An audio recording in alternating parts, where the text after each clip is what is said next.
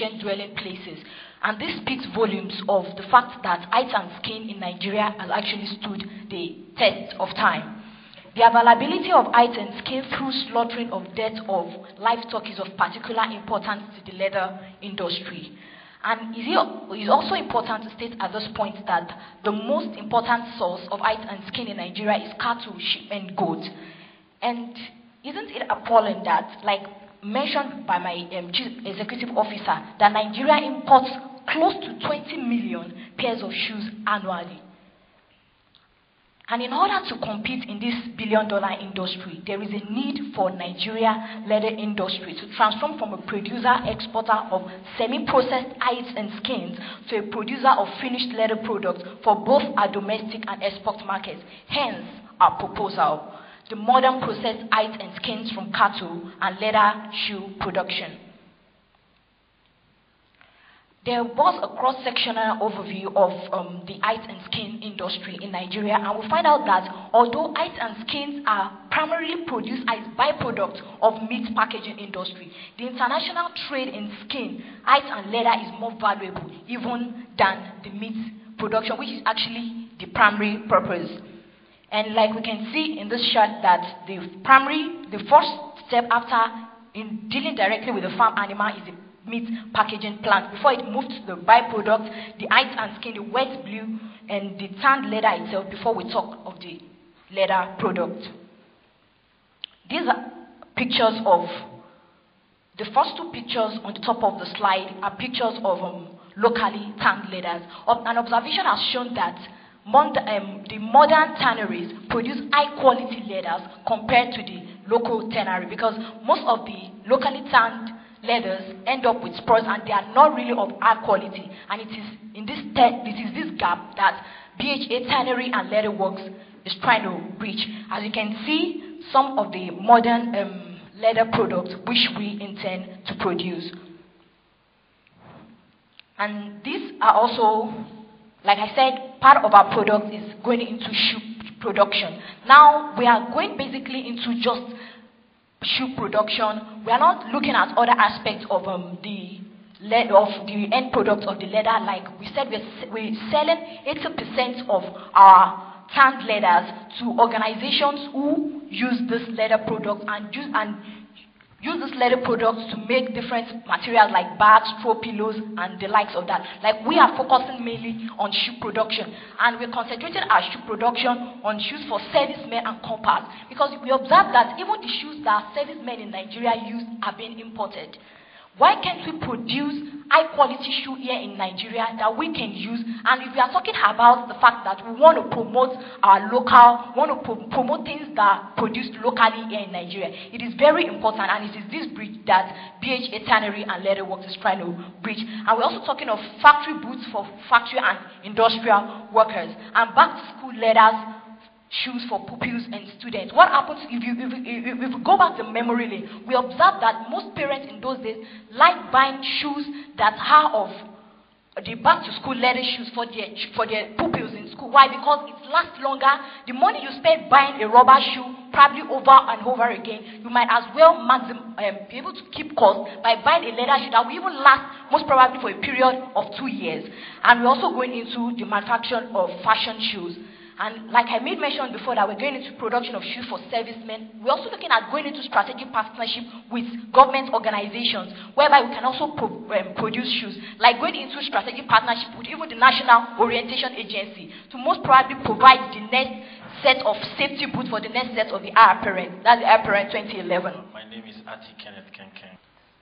We have discovered that there has been a lack. BHA Agro-Allied Company decided to step in. Research and analysis revealed that back in the days, the things we used to wear to school, part of our uniform has been lost with time. So we decided to go into leather production. Now we are going into shoes production basically as our own core product, apart from tanning of hide and skin.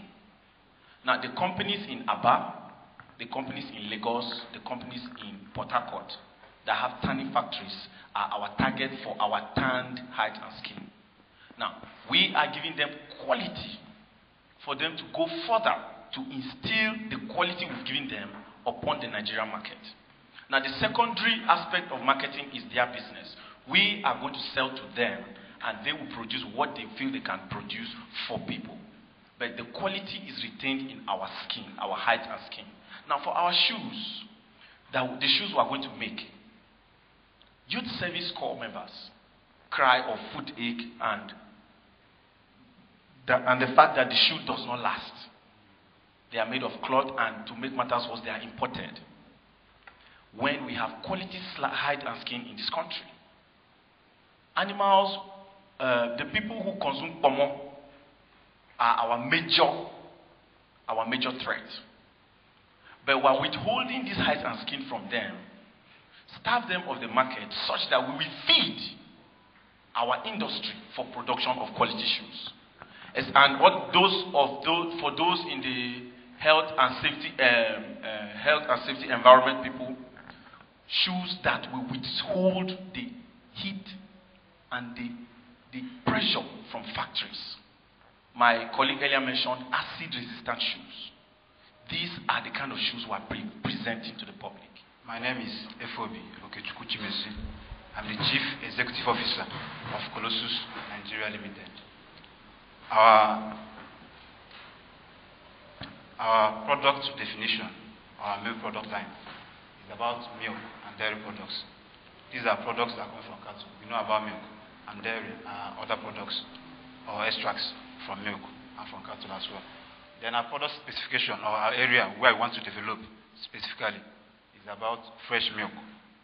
Fresh milk, which is very rare, not very common in Nigeria. We want to introduce it into the market in Nigeria, and other dairy products, and also soy milk and yogurts. We want to go into fresh milk. We want to go into it by the breeding, you understand, having a farm where we can be able to have our own livestock of cattle, which are crossbred, improved variety of our own local varieties here in Nigeria, like the Sokoto, Gudali, and the White Fulanese. They produce milk, but their yields are very low. So we want to be able to improve them. For partnering with agricultural institutes in Nigeria, because there's one in Sokoto, their Ministry of Animal Health and Fisheries. They are working on it now, and we're able to get livestock, which are already improved versions of it, to be able to work with. And then our brand name is going to be Lactosh. This name came from the combination of lactose and nourishment. Do you understand? Lactosh comes from lactose, which is the simplest form of milk, which is the simplest form of milk sugar. The milk production in Nigeria is taken over by multinationals. Most of the milks we use in Nigeria or we drink in this country are imported from abroad. Many brands which you know about, they are all products which are imported. And they are not fresh when they are imported. They are now already converted into other forms, which they can now preserve and keep for a long time. So the nutritional values and the health requirements of all those products are low and poor. So our products are going to be fresh and are going to contain the right nutritional requirements which the human body needs and which is going to be okay for Nigerians to use. And then we also intend to develop the market niche of fresh milk and sour milk, something like Nunu, which you know about. We want to be able to commercialize it and make it better, to be able to move on to the next level. We also intend to provide means and production means which is going to make our products affordable to the market and even make them cheaper because of the local content and local production of our cattle and our milk here in Nigeria is going to be cheaper and more affordable compared to what we have before. My name is Ogunan Olusegun and I'm the production manager and also in charge of R&D for Colossus Nigeria Limited. As my CEO said earlier, our basic feedstock is dairy milk. And looking at the composition of dairy milk is made up of 80 to 90% water, while the remaining 10% is made up of milk fat.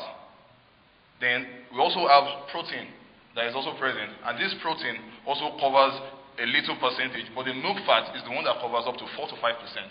Then we have the carbohydrates, and the carbohydrate is the lactose. And when lactose breaks down, we have the galactose and the glucose, which breaks down, which you have in the body, which is also essential for body development. And we have minerals and vitamins. These minerals and vitamins the minerals and vitamins, we have minerals like calcium and phosphorus, and also traces of manganese, zinc. And for the vitamins, we have the riboflavin and thiamine. Those are B vitamins. And all these are essential for the body development. And these are the things we turn into after stages of production, turn into our final products. We have the lactose fresh milk, that's in Tetra Pak. We have the lactose fura de nunu in sachet. We have the lactose yogurt in Tetra Pak also, and we have the lactose ice cream in plastic. So for your lactose fresh milk, what we do first is filtration to remove any form of particle present inside. Then we follow centrifugation, because one of our strengths also is making our milk skimmed. That is dropping the cholesterol. As I said earlier, I said our fat is around 45%, but with our centrifugation, we remove the milk fat. That is dropping our fat content to 0.3 to 0.4%, and that's very good for the body. Then after that, we have pasteurization. The pasteurization is to kill all the microorganisms present inside the milk.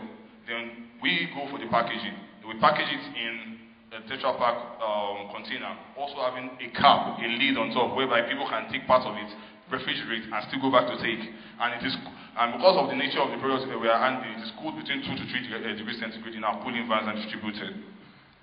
And this is how our product looks like. Tetra Pak, the lid, you can see the lid on top. Then they have the lactose fura de nono, and the fura de nono is we also use the skim milk for the spinach de nono, just fermented in the sour stage. Then we dehydrate it by evaporation to powder form. Then we put it in sachet that you can have it as packaged. So then our processed millet, we don't engage in that because having the machineries for that is just expensive. We outsource it. The company just sends the process and we package it. And that's how our sachet fura de nono looks like. So it's just something that you can buy and put in add with water and have for your drink.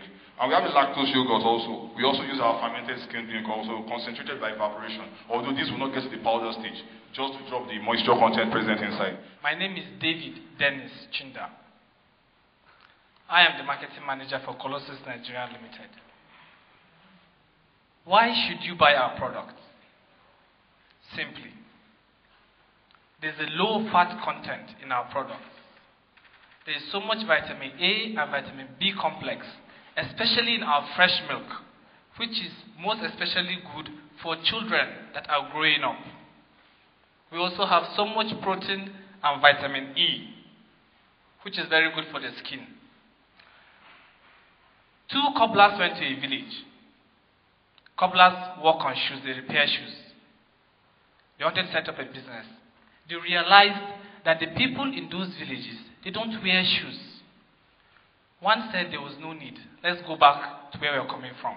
These people don't even wear shoes. Why should we come here to come and repair their shoes when there are no shoes?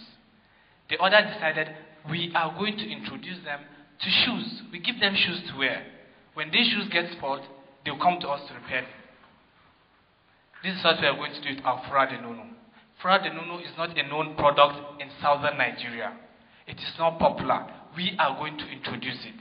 We are going to package it very well. We are going to sell it to our customers. I have seen Yoruba people, Igbo people, even some of my fellow contestants that went to Sokoto and were gulping down this fura de nono so well. The bottom line is that they have not been introduced to it.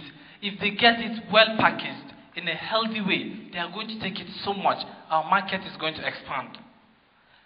Our normal image of when we have fura de nono, we think of a Fulani woman dressed in her veil with a calabash on her head.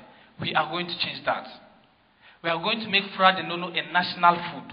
We are going to make sure the banker sitting in his office that's corporately dressed can open a packet of fura de nono, put it inside a mug, put some water into it and sugar, and he's going to take it comfortably and proudly. We also have Hausa people that live in southern Nigeria. These people long for food from home. Just like somebody that lives probably in Sokoto, someone from, let's say, the south Nigeria. If he sees Edika Kong, he's going to be very happy to eat it. So also we have so many Hausa people living in the southwest, in the southeast, in the south-south. They do not have access to fura de nono. Imagine knowing that they can walk into a supermarket and they will buy this fura de nono, go home and take it. That is what's going to push our marketing. Our promotion. I'm from the north, and I know that sometimes there's this reluctance of children and